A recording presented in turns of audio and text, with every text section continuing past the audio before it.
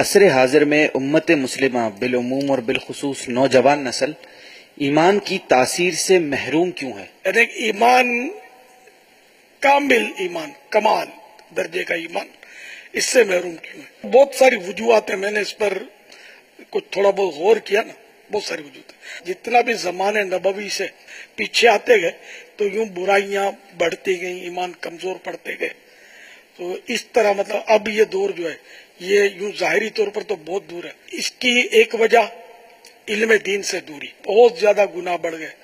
پہلے نیک زیادہ ہوتے تھے، اب اس دور میں گناہگار زیادہ ہیں۔ اچھی صحبت کا نہ ہونا، ظاہری طور پر اچھی صحبت ملی ہوئی ہے لیکن اس میں رشد و ہدایت کی کمی ہے، وہ صورت نہیں ہے جو ہونی چاہیے، اور جو پہلے ہمارے اسلاف کی ہوتی تھی کہ نگاہوں سے تقدیریں بدل جاتی تھی، بزرگوں کی صحبت میں خالی آتے تھے، ایسے ایسے بزرگان دین میں ان کی خالی زیارت کرتے تھے تو توبہ کر لیتے تھے گناہوں سے اور نیکی کی راہ اختیار کر لیتے تھے۔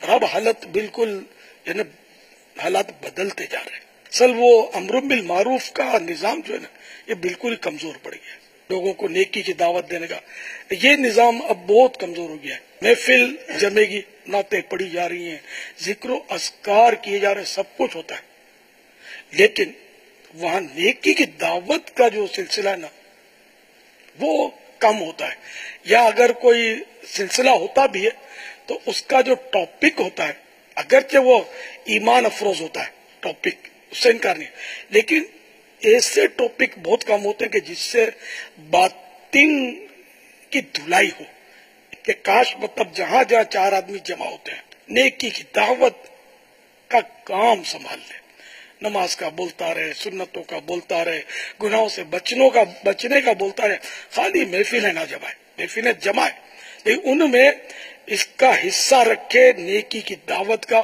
اللہ کرے دل میں اتر جائے میری بات۔ تو اس وجہ سے بگاڑ جو ہے نا بہت زیادہ ہے، کہ جو اصل کام کرنے کا تھا اس سے ہم لوگ مطلب ہے کہ اب دور ہو گئے۔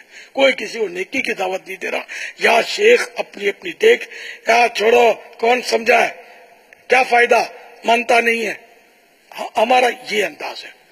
ارے بھائی تو منانا کب آپ کا منصب ہے کہ اس کو منا کر چھوڑو؟ پہنچانا ہی تو ہمارا کام ہے۔ اگر ہم سب نے پہنچانا شروع کر دیا